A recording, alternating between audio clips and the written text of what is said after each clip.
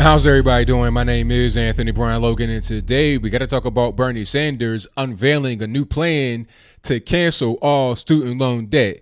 How much student loan debt is there, you ask? Well, I'm glad you did. We're talking about $1.6 trillion worth of student loan debt. That's a whole lot of money. Just zoom out a little bit and understand this. The total GDP of the entire planet is about 85 trillion. That's year to year, 85 trillion. We have $1.6 trillion in student loan debt. That is a lot of money. How is he going to pay for it? I can't really tell. I'm reading this article from the AP, which at one point used to be a pretty good news site. It used to be neutral. Now it's more biased to the left, but that's a different story.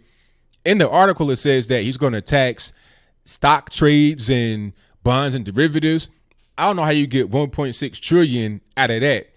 In that same article, it also says that he's going to pay for it by spending $2.2 billion a year. I'm not quite sure how many years, but the 0.6 and 1.6 trillion is 600 billion. So how do you take care of this big debt with only 2.2 billion a year? I don't know, but I digress. This news is obviously him trying to gain some steam going into the debates. Today is Monday, June 24th, 2019. The debates are Wednesday, June 26th, 2019. So it's clear what he's doing here.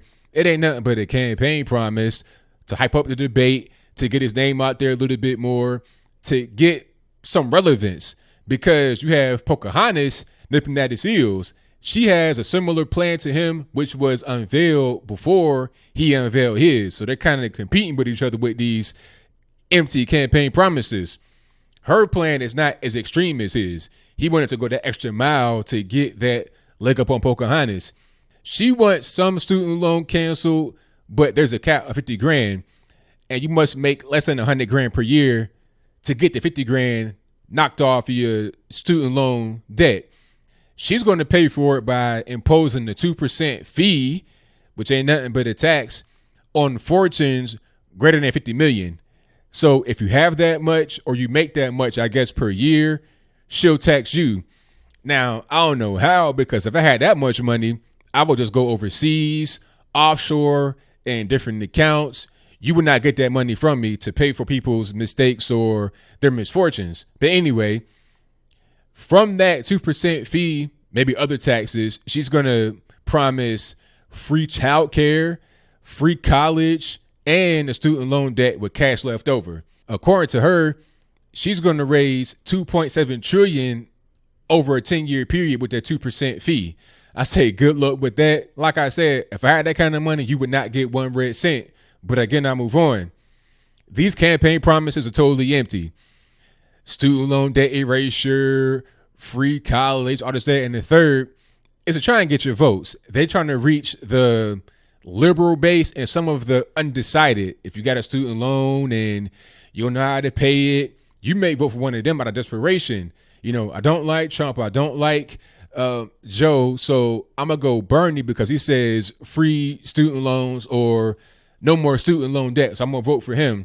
It ain't going to happen. It's a campaign promise, but they're just trying to take advantage of the situation by throwing things out there to get your vote or to gain interest. That's pretty much all that it is.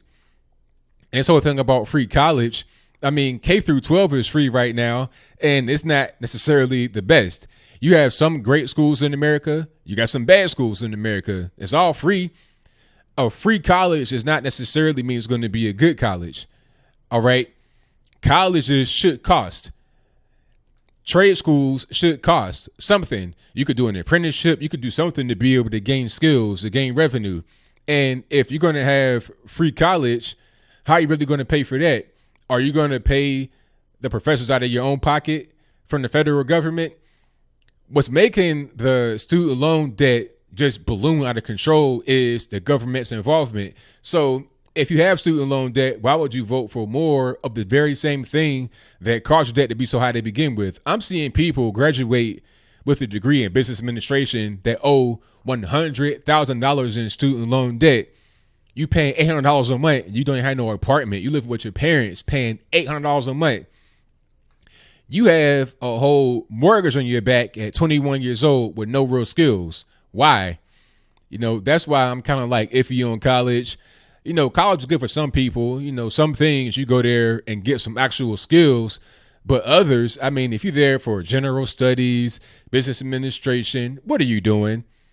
Just work. Go find a way, go do an apprenticeship, go do an internship, something like that. Don't go spend 100 grand. If you're going to go to college, go to a cheaper school, a community college or something. Don't spend that much money. I just want to say that Bernie and Biden and Pocahontas and all the Democrats are just trying to throw things out there to see what stick. Reparations. Oh, I got to say something about that.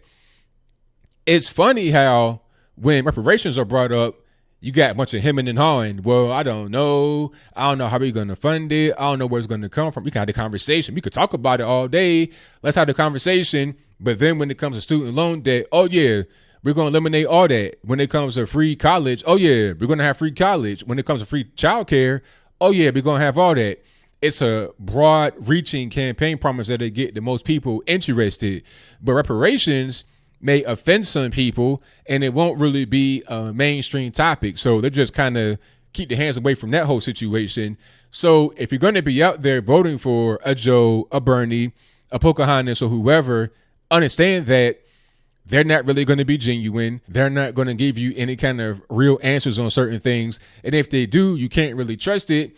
They've said things before in the past that have not come to fruition. Remember Obamacare, keeping your doctor thing? What happened to that? There have been so many things that have been said that has been proven to be totally false. Why would you believe more of these tall tales? Things that ain't really going to happen. 1.6 trillion in debt wiped away. Please. How is that going to happen? It won't happen. It's a campaign promise to try and drum up some more votes for the 2020 election. So that is pretty much all I got. What say you? Do you think that Bernie Sanders and Pocahontas are genuine in their campaign promises to eliminate or reduce student loan debt?